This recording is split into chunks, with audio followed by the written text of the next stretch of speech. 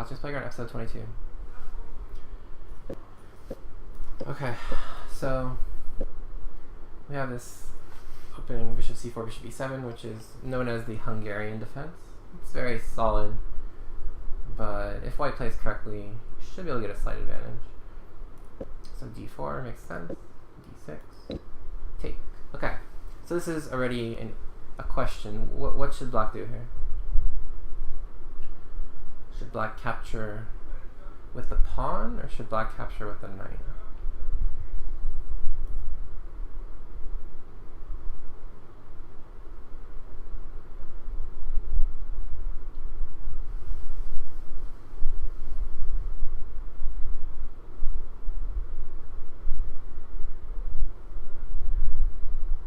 Or does it matter? And black can do either.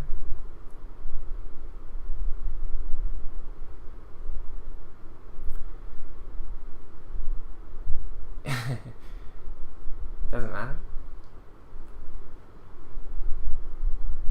Knight.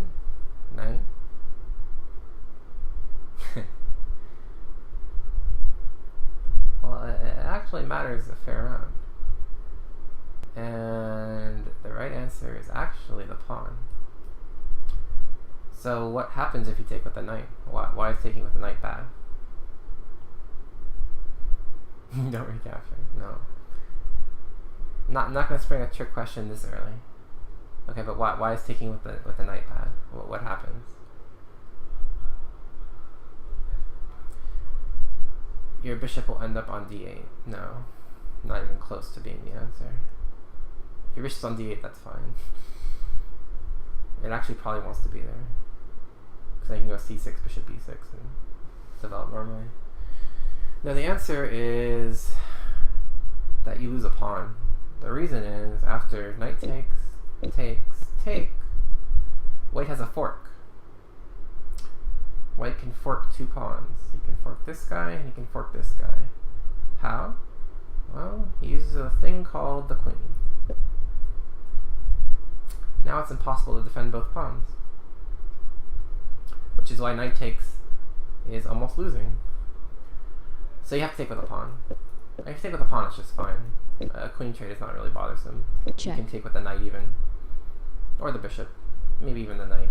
Just go like bishop e6, c6, capture, castle. I guess you're hanging at e5, sorry. So you have to take the bishop, but I mean this is just fine. Just play f6. Maybe even like king e7 and bishop e6. Yeah, so I forgot the pawn thing, but yeah, you can take with the bishop. You can even actually take with the king. It's not terrible. I guess you hang this guy though, so you have to take with the bishop. Okay, sorry, you have to take with the bishop, but this is fine. But the problem is after you take with the knight, then this fork. Okay, so white played this, which is good. This is good for white. Our hero is doing well. Okay, g6. Okay, now now black gets into further issues because of this diagonal being weak. Okay, so queen takes e5. Knight f6. Okay. So white has won a pawn, a clear pawn for nothing. How can white increase his advantage here? I mean, white's played pretty well here, so.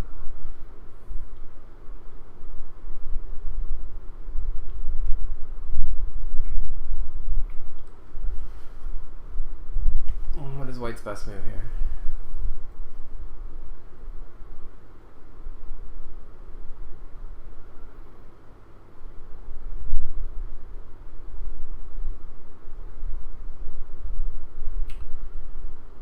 So black is threatening to kind of get safe and castle. So the move we want to play here is to stop castling and play bishop h6. So what does this move actually threaten? What does this move threaten?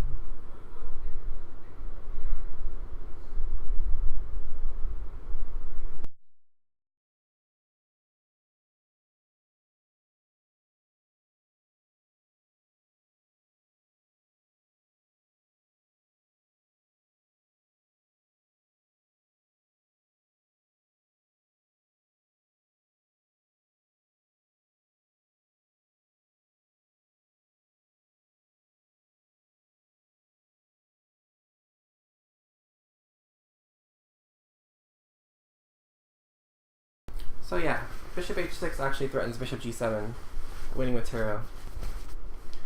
So the point is, in this position, black almost has to play rook g8 to stop bishop g7. So if black plays a move like queen d6, okay, we just take. And then we isolate this pawn. And black still can't castle, so we can play f3 now, and black's position is in real trouble. So black has to play rook g8. And now we play bishop g5. And now notice that castling is no longer an option, and white's almost winning by force here. I mean, up a pawn, and black's back row is all messed up. So bishop h6 is accurate.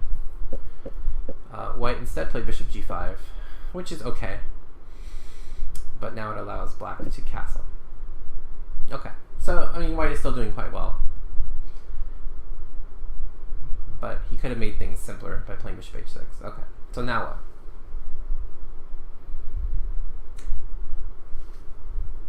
Now what should white do?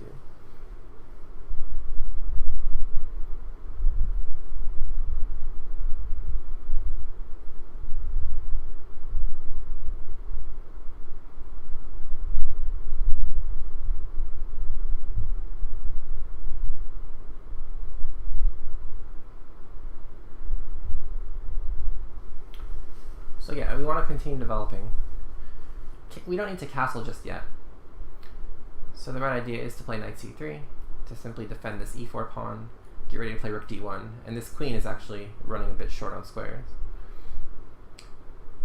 And knight c3 also blocks a potential bishop check. So for example, if we did something like h3 or something, rook e8, now all of a sudden black would be threatening like a bishop e4 check, which wins the queen. But it's actually most accurate to simply play knight c3, because we have this threat of rook d1, and it makes this queen very uncomfortable. But instead white castle, which is okay. But after rook e8, now this queen is a little awkward. So knight c3, knight g4. Okay, so what's going on here? A lot of pieces are being attacked.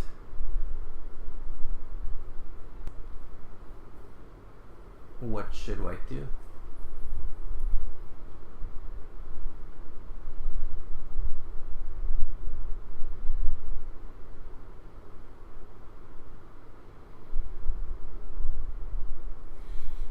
So yeah, his queen's being attacked, his bishop's being attacked.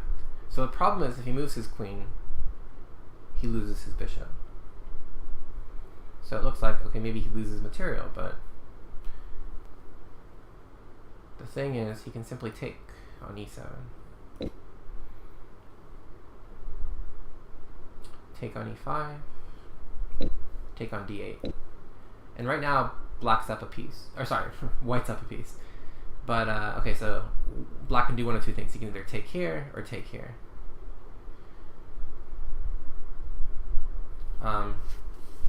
So if black takes on d8, then simply bishop b3 and just up a clear pawn. Up a clear pawn. And if he takes on c4, then rather than actually taking on c7, you're going to actually play bishop f6 here. The point is, if knight takes b2, now knight d5 is a fork. Forks this, whoops, not that arrow. Forks this, and forks this, and you win material. So it actually defends that pawn indirectly. So that would be good for white. But that's really the only move that saves material. Otherwise white's in some danger, because again, his queen's attacked and his bishop's attacked. So he has a tactical resource to get out of it. But apparently white did not see that and played bishop takes f7.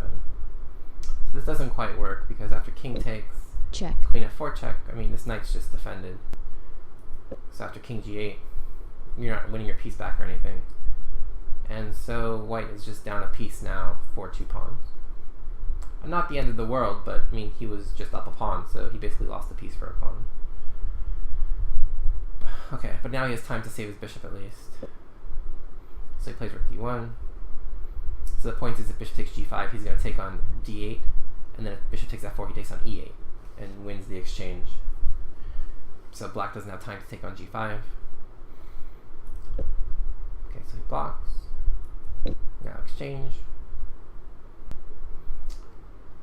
And now black should probably recapture with the rook to kind of defend his 7th rank. Problem is, when he captures with the queen, white actually has a strong move here. So what can white play here?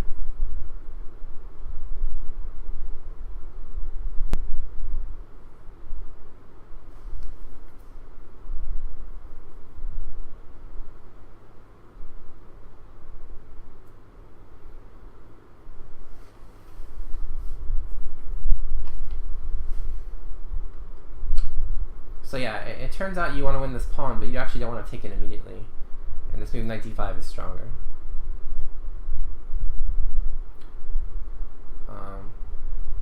Okay, but he took immediately, which is not bad. And now white has 3 pawns for the piece. So material is actually fairly even. Okay, rook bishop c6. Take, take. And now, what should white do here? So he has 3 pawns for the piece. His pawns are all, together. There's no structural weaknesses. But what should he do here?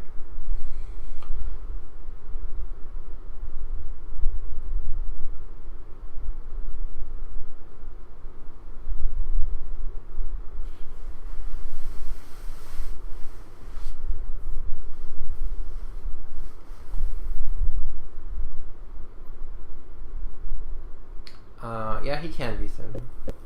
He can. So knight d5, queen e4. But the problem is, after queen c7, I'm actually threatening a couple of things. I'm threatening f3, and I'm threatening your bishop. So it's actually hard to save both, is the point. And also, if your knight moves, I have this knight f6 check. So...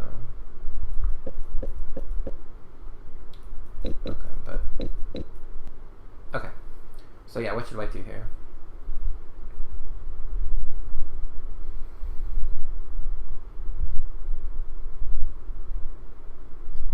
Okay, well the answer is that white wants to kind of do 2 things in one. He wants to get these rooks better mobilized, but he also wants to kind of defend his pawn. So the way to do that is to play rook d4. The idea is we're defending this pawn, and we're also getting ready to double rooks. So you accomplish 2 things with one, because white would love to double rooks. And so obviously a move like f3 doesn't work, because knight e3 forks the rooks. And even though black isn't technically threatening to take because of this f3 fork, I mean, rook d4 is a move you want to make anyway, because you want to double. Okay, but white played h3, which is a bit unnecessary. I mean, the knight doesn't really want to stay on g4 anyway. So he kind of would prefer to keep this pawn on h2 and keep a pawn on f3 instead. Because now this pawn structure, e4, f3, g2, h3 is a little holy. Putting all your pieces, all your pawns on light squares could be problematic. This bishop kind of gets around to attack them, but okay, so knight f6, okay, now f3, knight h5. Okay. So black is trying to kind of hone in on the dark square weaknesses that were created. How should white best counter this?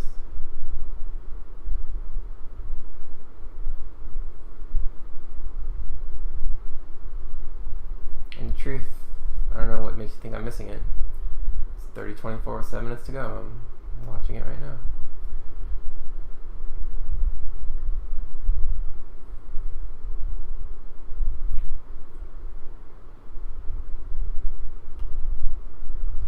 Okay, so again, in these positions, you want to try to do 2 things at once.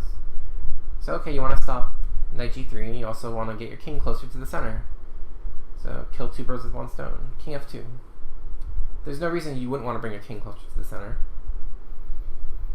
Endgames is where your king thrives, so get your king closer to the center. Okay, white played king h2, which is completely the wrong way. Now notice it's going to take like 3 moves to get back to e3. 1, 2, 3. When he could have got to e3 in 1 move, because now this square is no longer available. So, running the wrong way. It's not a major thing, but I mean, if you could get your king closer, why not? Okay, so king f8, rook d2, getting ready to double.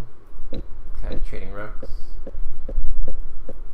and then trading rooks. Okay, so who do you think the rook trades helped? Do you think they helped white, or do you think they helped black?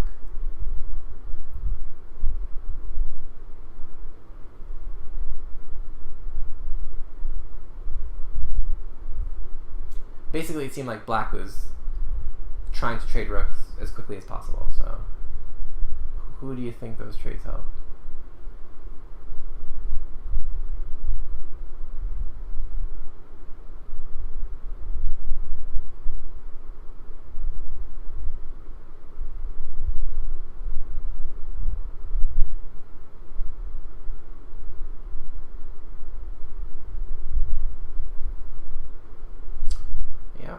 They did help white. Okay, so black is up a piece, but okay, whose king is closer to the center?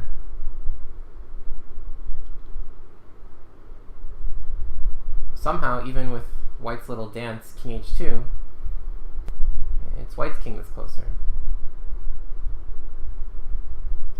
And notice that white's pawns are actually all very well defended. So it's hard for black to create targets. And because black can't create targets, it means that white has a nice advantage here, actually. Because he can kind of push his pawns quickly and force black's pieces to babysit. So what should white do here?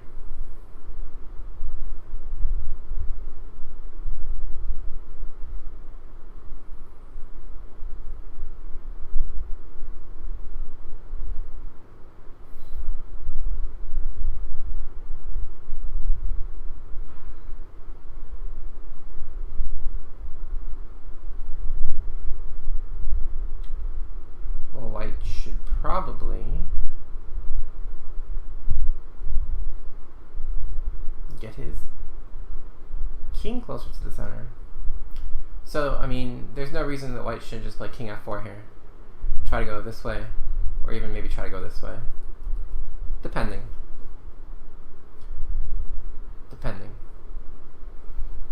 The pawns are kind of,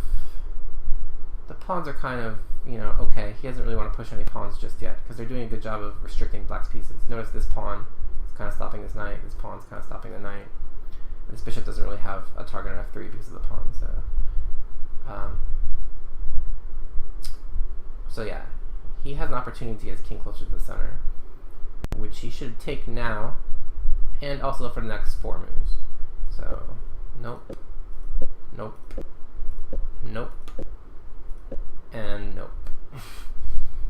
Okay, for all of you guys who said that he should trade off, you guys were all wrong. Because now actually black's better. But how should he take this knight is the question.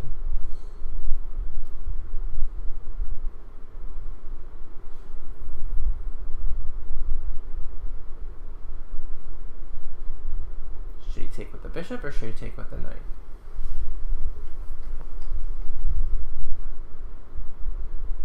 So this exchange might actually be in white's favor if this king were closer to black's pawns, but since it isn't, this is actually in black's favor. Yeah. So black should definitely take with the bishop. And after take king e5, all of a sudden black's better, because he's going to be playing g5, and this king stops all the pawns, and then this knight can kind of just go marauding. And there's not much that really white can do to stop that plan. So white made a very tragic error by offering to exchange and not getting his king closer. He shouldn't have been putting all his pawns on light squares to begin with. But fortunately for white, black took with the knight. And this was the wrong way to capture, because after take and bishop e8, now it's almost impossible for this bishop to get behind the pawn chain, right? Like he'd have to somehow get here and here. But with correct play, white shouldn't allow that. Not sure that white can actually win this, because black can kind of put up a blockade on the dark squares, but I don't think that, I mean, white's better probably, so, okay. So f4, king c5, f5.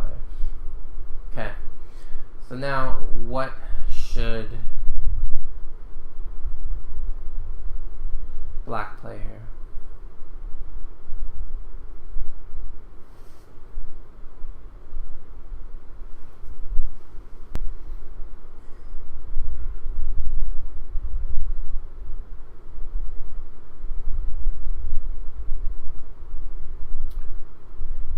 So the only way white can win this game is if what piece gets involved?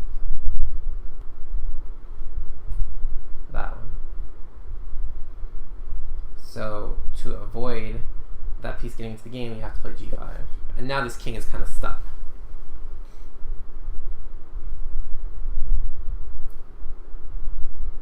And now black can kind of blockade these pawns.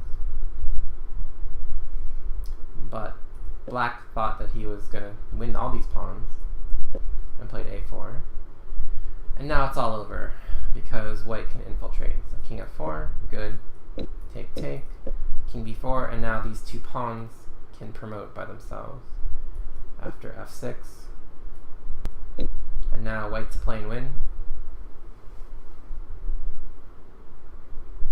We have an overloaded piece alert.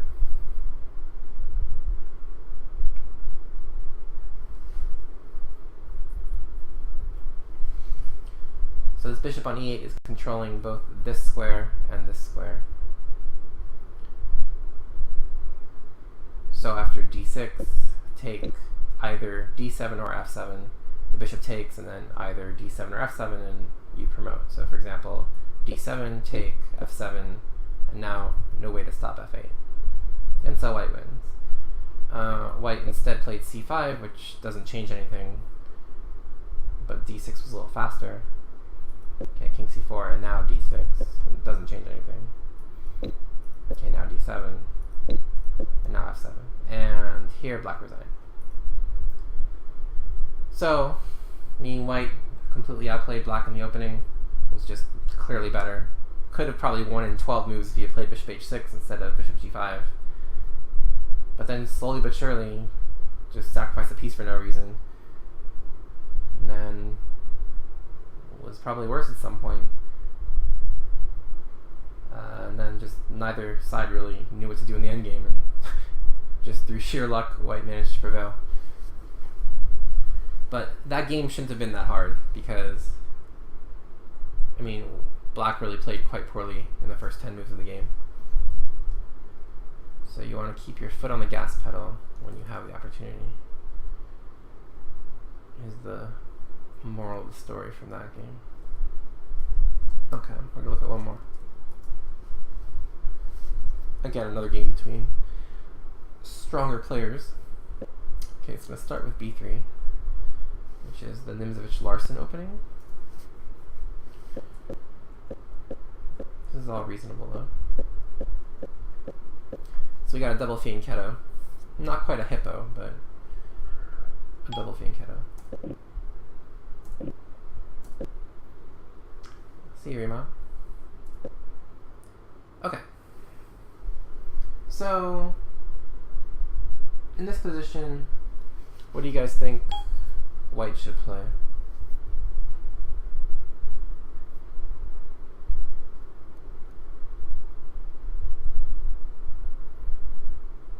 Like, what move do you think makes sense here?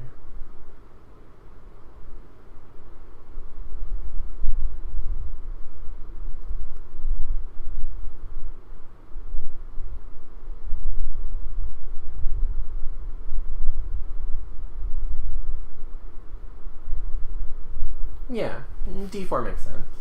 I mean, because this bishop is, kind of just biting on granite. So yeah, I mean, f4 makes sense too, but d4 just to kind of loosen up this pawn chain a little bit, and then maybe an eventual f4 makes a lot of sense. I mean, because this knight is defended twice, so there's no need to really defend it. White here plays the move c4, lending support to this knight. But like I mentioned, it's not really necessary, and also he's creating a hole on d4. Which is not tragic, but he just has to be mindful of it, because if black can eventually play a move like c5 or something, then black can really use this square to his advantage. Okay, so take, knight a5. Okay, so what about here? What should white play?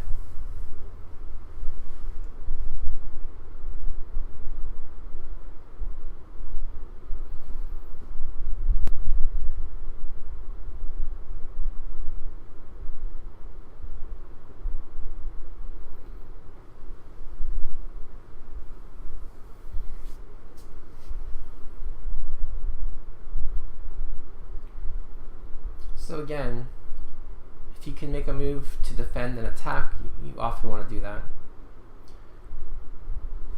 So the move you want to make here is a move to defend this, but also a move that gains a tempo. So moves like rook c1 or d3 don't really do as much as a move like queen a4. So the idea of queen a4 is that we're defending this and we're attacking this. And it's actually impossible for him to defend this knight. For example, if he plays c6, now a queen is overworked. So we can actually win a piece here with knight takes e7 check and queen takes a5. So that knight is actually stuck, and the only square it has is to go to b7. I mean, which is fine, but I mean, forcing the knight to b7 seems to be a concession. And now maybe we can play like a move like queen c6, fork c6 and c7. You can also maybe just play d4. But in any case, our queen is better posted on a4 than on d1, and his knight is worse on b7 than it is on a5. Queen a5 is probably the better move. If it were legal, I certainly would agree with you. Okay, but white played d3. So, it's not like a major thing, but these types of moves where you can combine attack and defense really kind of help your game moves keep momentum. So kind of by playing d3, you kind of lost a bit of momentum. And now you kind of let black make a move that he wants to make. So here, black plays c6. Okay, so now this is actually a really critical point in the game.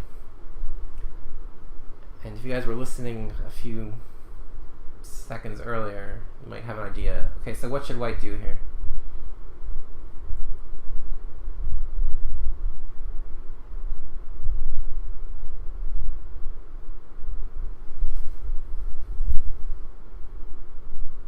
So the knight's attacked. It has to move.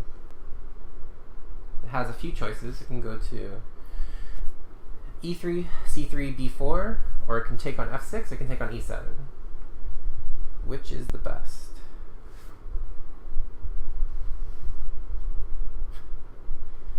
Which one is the best? And why?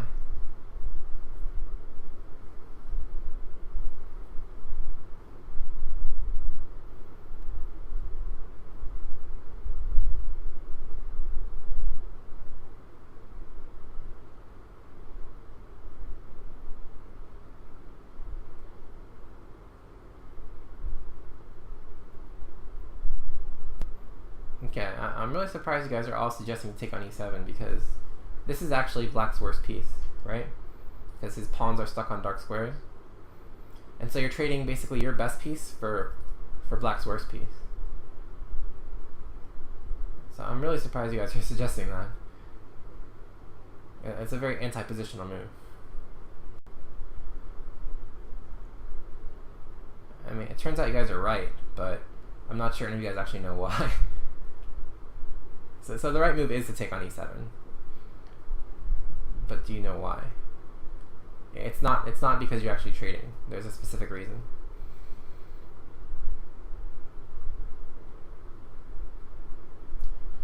So the reason is, if you make a move with your knight that doesn't gain a tempo, so say like knight c3 or knight e3, something like that.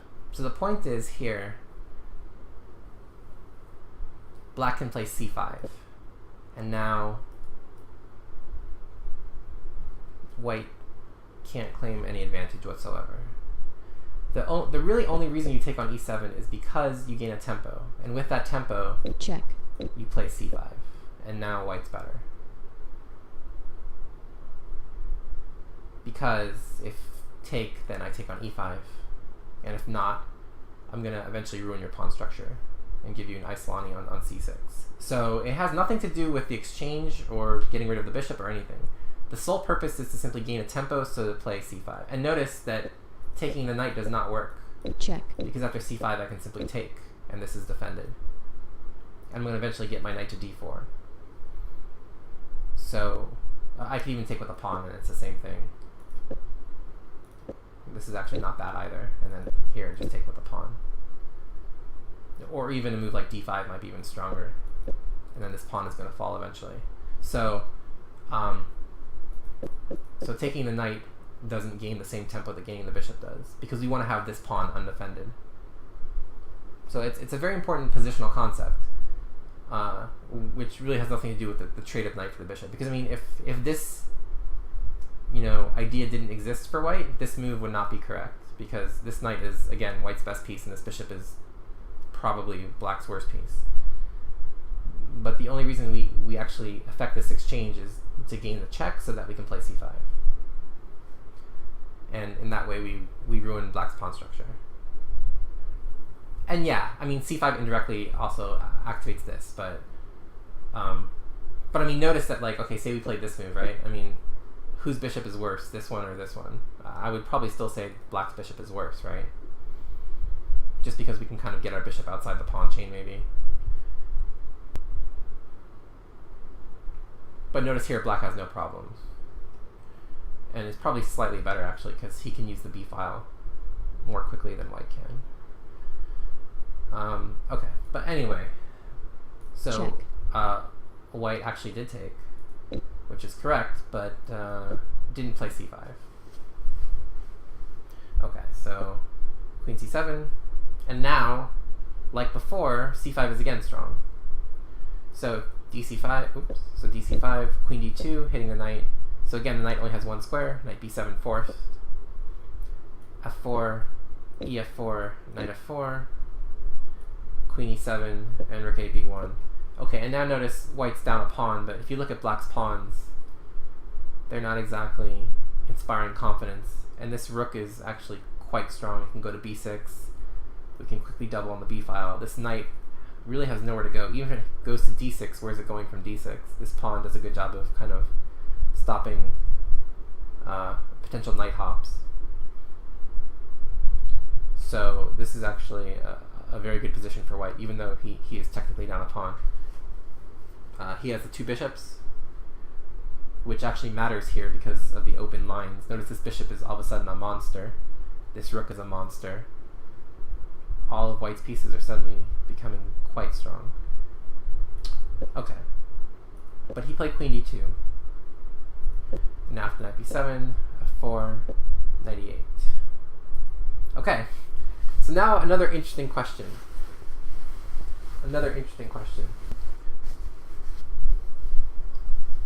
So if you look at the imbalances here, white has two bishops. White has a bit more space in the center, thanks to the c4 pawn and the e4 pawn, as well as the f4 pawn. And white is kind of threatening a kingside initiative. So the question is, in this position, which side of the board do you think white should play on? Do you think white should play on the king side and kind of go like f5 and try to push his pawn on the king side? Do you think white should play in the center and maybe try to go for a d4 push at some point? Or maybe, try to play against this e5 pawn? Or should white play on the queen side and try to play on this open b file? Which idea do you think looks best? This is sometimes one of the hardest things, is when you have so many options, what to do sometimes causes confusion, and you end up playing less than good moves. So notice that white's last move kind of signals a kingside, bent. Like he kind of wants to go on the king side. So I'm not saying that's necessarily correct or wrong, but just notice that usually, like, if someone has an idea in their mind, they kind of follow through with the momentum of that idea. So just looking at this game, if I had seen this move, f4, I would probably expect white to continue on the king side. But that doesn't necessarily mean it's right.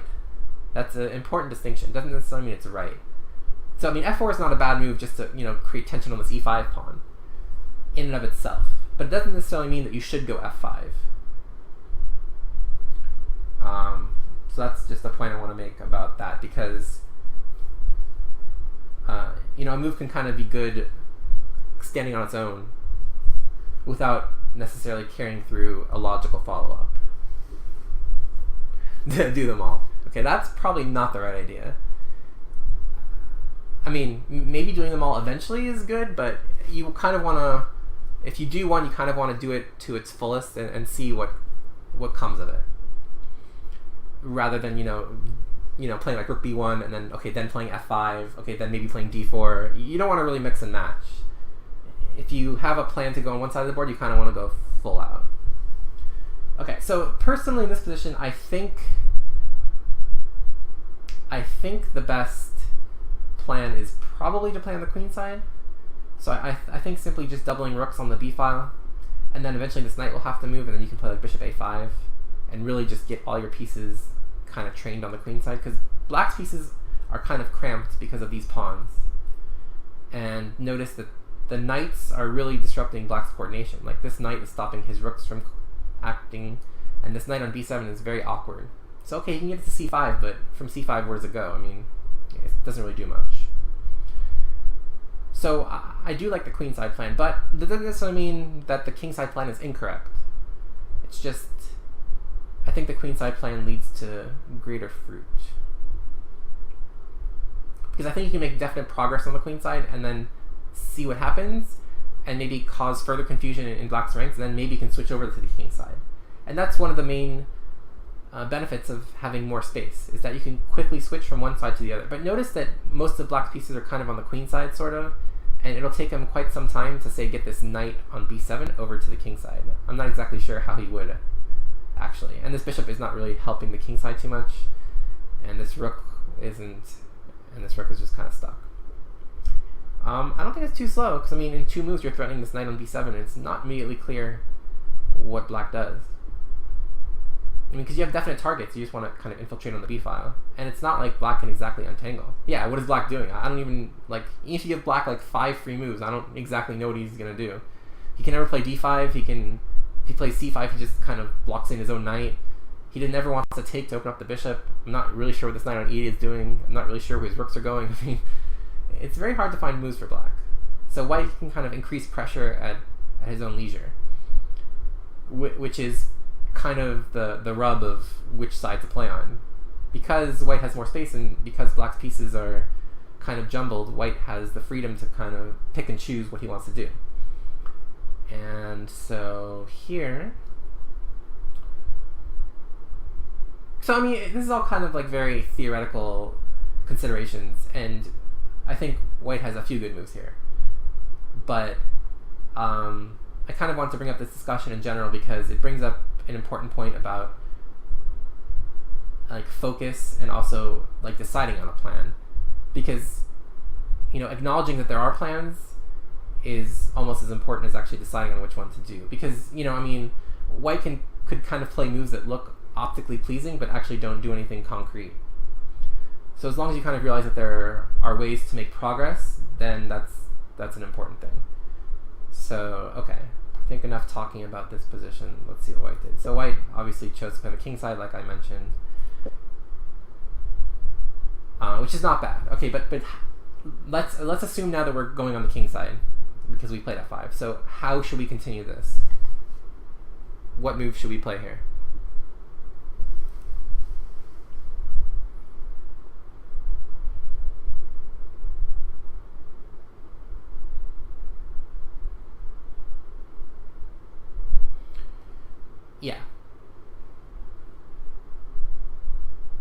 So simply planning to play this and this is probably the most logical. Just kingside pawn storm, very natural. And yeah, absolutely right. D4 also could make sense at some point. I'm not sure if you want to play it immediately, but it could come into the picture.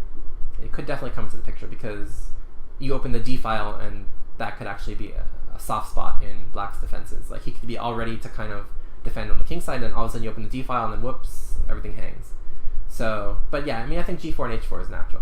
But here, White played F6. So he's obviously going for some sort of kingside attack.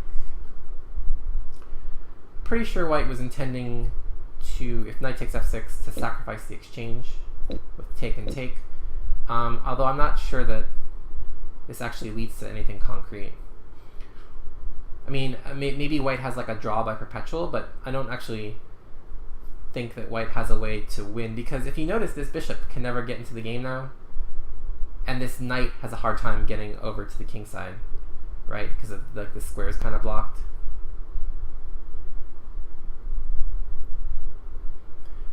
Yeah. So if you wanted to open the file, why didn't he just do this to begin with?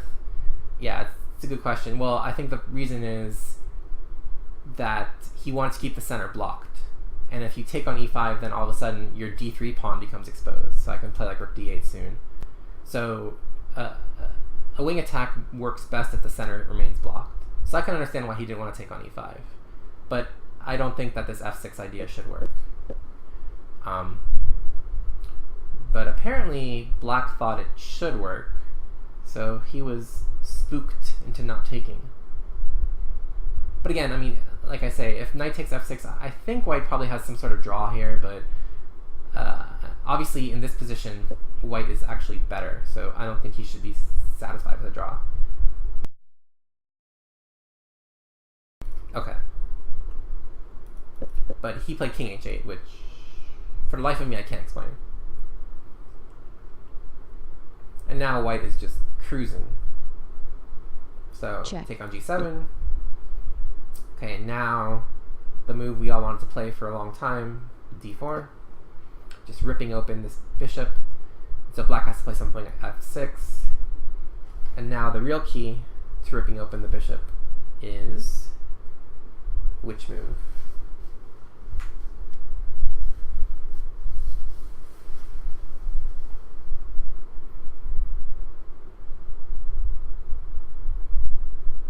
Yeah, c5, very good. And now this is just golden for White. Because I mean, if Black ever takes here, his pawns are just abysmal. I take here, and then he has 5 isolated pawns. I have open files for all my pieces. His pieces are all terrible. Like, this is just not good. Not good at all. I mean, this pawn's probably going to fall on e5. This rook on a8 and knight on b7 look absolutely ridiculous. So yeah, this would probably be very good. But okay, so he played queen h6, which makes sense too. f5. Okay. So f5 is actually a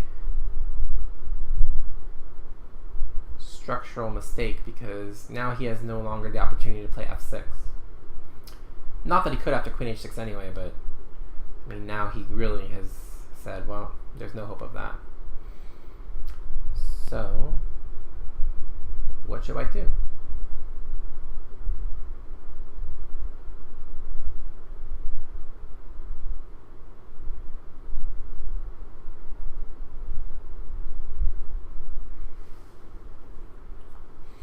Well, again, simple answer is to rip open the bishop, so d4, rook a d8, or sorry, rook a e8,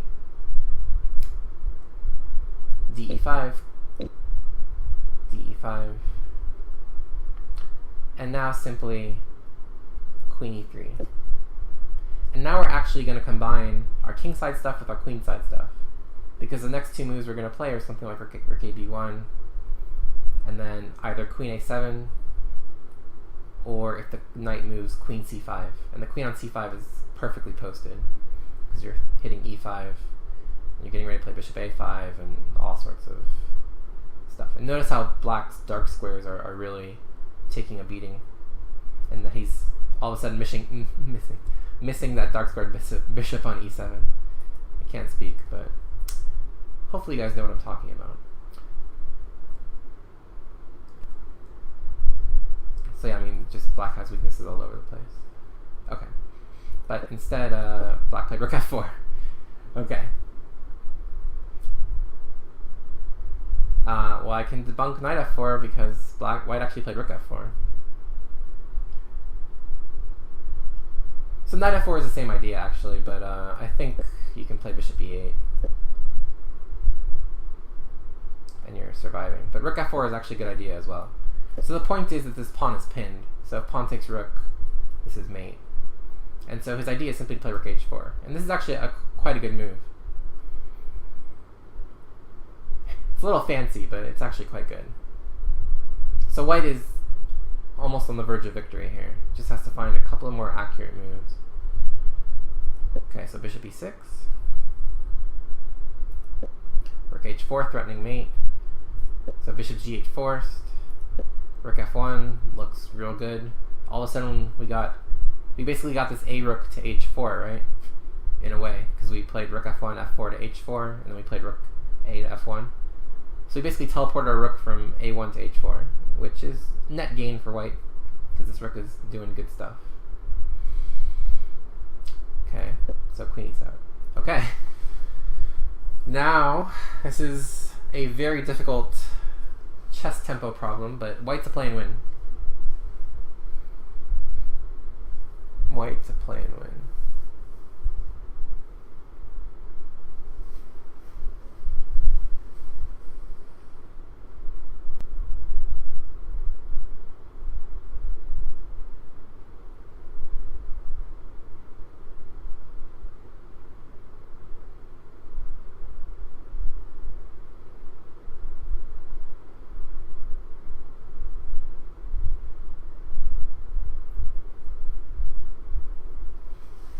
This is rather ridiculous. Okay, I mean, you have to say a line. You can't just give me a move.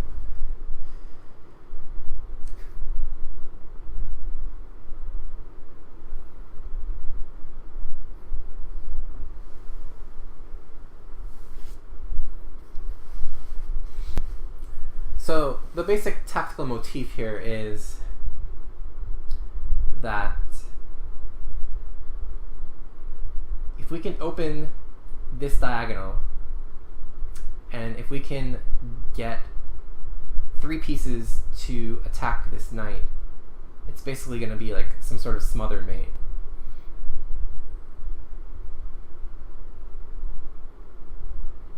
So the idea is if we can pry open the diagonal and then like get like a rook on g4, and then we have a bishop attacking g7, we have a rook attacking g7, and a queen attacking g7, it's going to be impossible for black to kind of stop mate.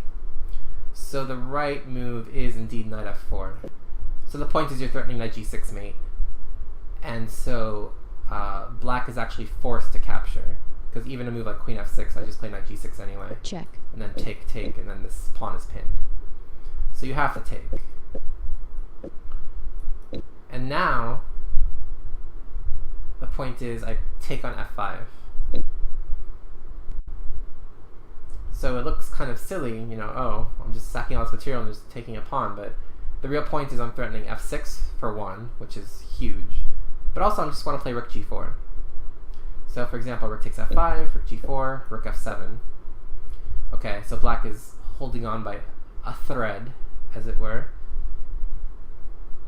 And now bishop takes c6.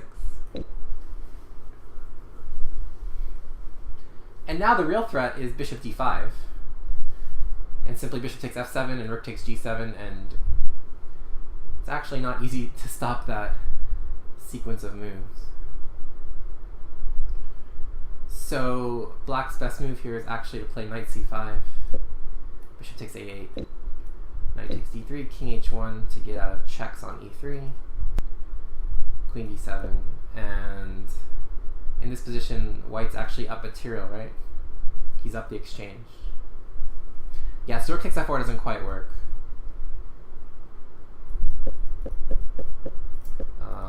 Here. takes f4 doesn't quite work, because I can play like rook a f8. So actually bishop takes c6 and bishop d5 is more accurate.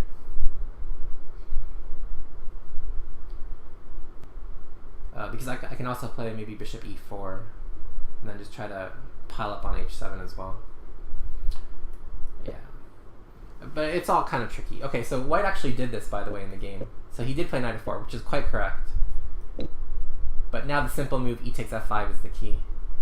Simply threatening f6 and opening up this bishop, and also preparing to play rook g4. But white here played rook 1 takes f4, or rook f takes f4. Okay, and this is actually fine too, because it could almost transpose. Because it's not like black can actually get out of this easily. But it's not as accurate. So rook f7. And now white should play bishop h3 here. Again, we just simply want to get a rook on g4. So rook a f8. Take. So now we're actually threatening bishop takes h7 maybe. So rook f6, and now we don't actually take, we play queen g5, rook 8 f7, and now we take,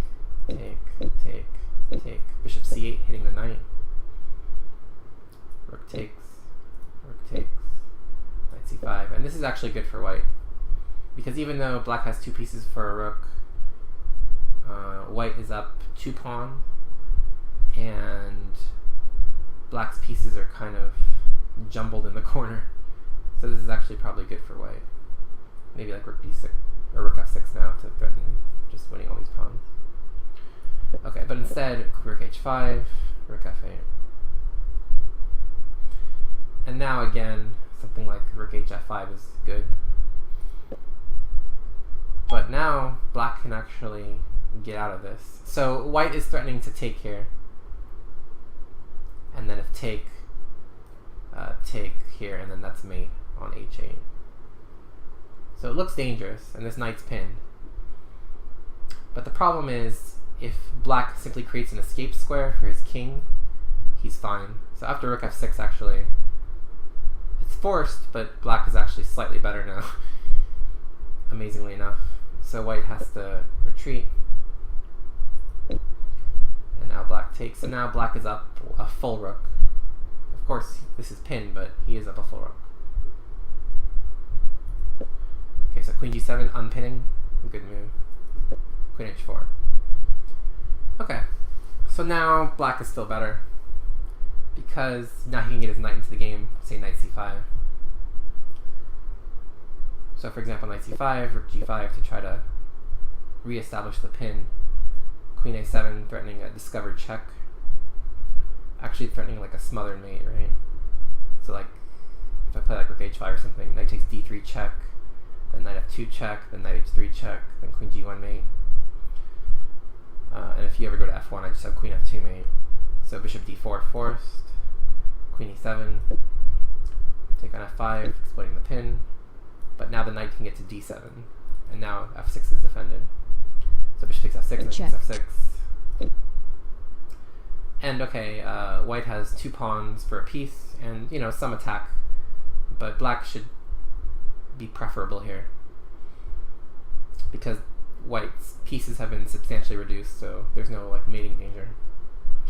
But instead, black managed to find one of the worst moves on the board, and I'll leave it to you guys as an exercise to figure out how to punish this move because literally every piece hangs after this move. So white to move and win.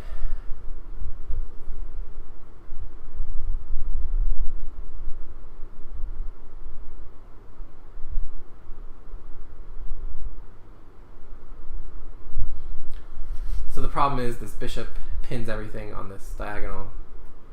So it's actually just safe to take on h6. Check. Good. Okay, now bishop h7. And now the simplest way to win is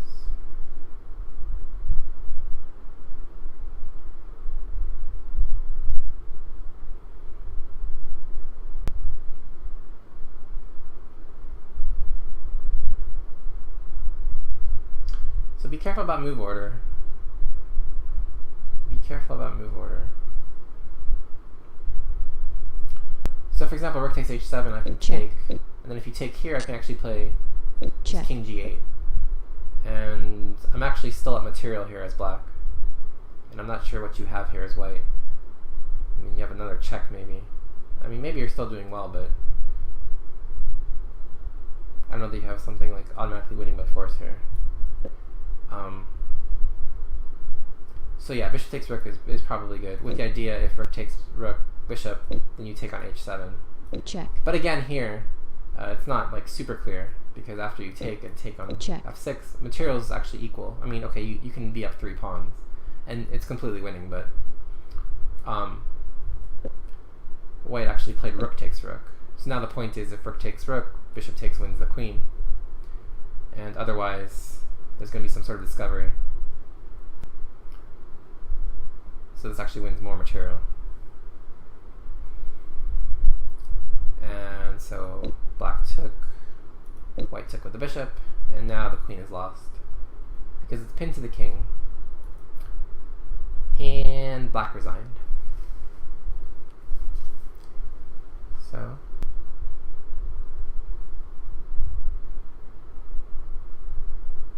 that's it